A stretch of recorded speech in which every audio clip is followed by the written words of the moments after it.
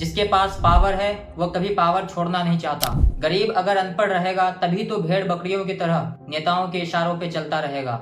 India में 30 minute में pizza आ जाने की गारंटी है, लेकिन एम्बुलेंस की नहीं। 10 मिनट में आपके घर के दरवाजे तक ग्रोसरी पहुंच जाएगा, लेकिन एम्बुलेंस नहीं पहुंचेगा। सरदार पटेल ने देश को जोड़ा था, हम उसको तोड़ रहे हैं। भगत सिंह ने कुर्बानी दी थी, हम छप्पी दे रहे हैं। गांधी ने आवाज उठाई थी, हम मीम्स फॉरवर्ड कर रहे हैं। वाह, गली गली शहरों में खड्डों का मैदान है, गिरते हुए पुल के साथ गिर रहा इंसान है। सिग्नल पे खड़ा हवलदार सिर्फ 100 रुपए में मेहरबान है। नाम तुम्हारा खान तो आतंकवादी पूरा खानदान है। अगर नाम तुम्हारा शर्मा तो सब ठीक ठाक है, लेकिन मेरा देश महान है। 75 साल हो गए हमें आज़ादी लिए। हम झंडा लहराते हैं, पर्दे दिखाते हैं, टीवी पे देशभक्ति के गीत बजता है, लेकिन एक सवाल है, क्या हम सच में आज़ाद हैं? आज़ाद बिजली के बिल से, आज़ाद बेरोजगारी से, आज़ाद करप्शन से, या सिर्फ एक दिन का डेकोरेशन करके अपने आप को तसल्ली देते हैं? आज का यह वीडियो किसी पॉलिटिकल पार्टी को टारगेट के लिए नहीं है, ना ही किसी लीडर की जय जय करने के लिए। ये वीडियो बस एक आईना है जो आपको असली इंडिया दिखाएगा, जो शायद सरकार आपको नहीं दिखाना चाहती। आपका एक एक सेकंड इस वीडियो में इम्पोर्टेंट होगा, और जो आखिरी तक देख लेगा इस वीडियो को, उसका देश देखने का नजरिया बदल जाएगा। शेयर करना मत भूलिए, वरना सब कुछ वहीं का वहीं रह जाएगा। इंडिया का सबसे बड़ा फ्यूचर किलर क्या है? आप खुद सोच के देखो। एजुकेशन। एजुकेशन के नाम लेते ही सबको लगता है इंडिया का स्कूल तो बहुत अच्छा चल रहा है, लेकिन अगर आप सच जानोगे तो हैरान रह जाओगे। एक रिपोर्ट के मुताबिक 50% बच्चे क्लास 5 में सिंपल इंग्लिश या हिंदी का एक वर्ड नहीं पढ़ पाते। टीचर अब्सेंट रहते हैं, बेसिक फैसिलिटीज नहीं, और सिलेबस पूरा पिछले सेंचुरी का। नासा के साइंटिस्ट बनने का सपना देखते हैं बच्चे, लेकिन स्कूल में तो ब्लैक बोर्ड भी नहीं है। हम यही डिजिटल इंडिया बोलते हैं, पर रूरल स्कूल में कंप्यूटर का बटन किसी को नहीं समझ में आता। मैं एक छोटे से गांव में गया, वहाँ एक मसूद नाम का लड़का मिला मुझे, 11 साल का था। उसने मुझे बोला, भैया मुझे डॉक्टर बनना है, लेकिन उसके स्कूल का हाल छत गिरी हुई थी। टीचर्स 2 हफ्ते में एक बार आता। आप बताओ ये बच्चे डॉक्टर कैसे बनेगा? आप खुद सोच के देखो। जिसके पास पावर है वो कभी पावर छोड़ना नहीं चाहता। गरीब अगर अनपढ़ रहेगा तभी तो भेड़ बकरियों की तरह नेताओं के इशारों पे चलता रहेगा, और सभी जानते हैं कि यही अनपढ़ लोग इन नेताओं का वोट बैंक है, जो धर्म और जाति के नाम पे वोट देते आए हैं। इंडिया में सबसे ज्यादा प्राइवेट ट्यूशन का बिजनेस क्यों चल रहा है? क्योंकि सरकारी स्कूल में सिस्टम ही खत्म हो गया। आप कमेंट में बताओ आपके एरिया का स्कूल का क्या हाल है। इंडिया में हेल्थ इमरजेंसी आ जाए तो जिंदगी मौत का खेल बन जाता है। आपको पता है हमारे देश में 1000 लोगों के लिए सिर्फ 1.5 हॉस्पिटल बेड्स हैं। मतलब अगर कोई पेंडेमिक या बड़ा एक्सीडेंट हो जाए तो सिस्टम 2 घंटे में गिर जाएगी। एक वायरल न्यूज याद आता है मुझे। एक माँ अपने बीमार बेटे को लेकर 5 किलोमीटर अपने गांव से हॉस्पिटल गई, लेकिन उसका बेटा रास्ते में ही मर गया। क्यों? क्योंकि एम्बुलेंस नहीं पहुंची। इंडिया में 30 मिनट में पिज्जा आ जाने की गारंटी है, लेकिन एम्बुलेंस की नहीं।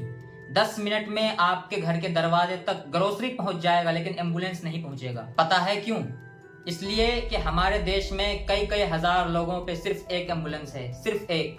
शायद इसीलिए जब हॉस्पिटल पहुंचने की अर्जेंसी आती है तो हम एम्बुलेंस नहीं देखते, हम देखते हैं कि आसपास किसके पास गाड़ी है, उसका जुगाड़ लगाते हैं। पर टीवी पे हमें बताते हैं कि India world class health care देने लगा है। हाँ, वर्ल्ड क्लास सिर्फ उन लोगों के लिए जो 20 लाख का ऑपरेशन अफोर्ड कर सके।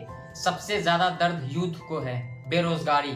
इंडिया के पास दुनिया का सबसे बड़ा यंग पॉपुलेशन है, लेकिन जॉब्स 0%। फैक्ट चेक करके हर 3 ग्रेजुएशन में एक के पास बेरोजगार। डिग्री के बाद स्विगी और जोमेटो में काम करना पड़ता है। हम डाटा में बताते हैं कि जीडीपी ऊपर जा रहा है, पर ग्राउंड में सबको घर बैठने की फुल टाइम नौकरी मिली हुई है।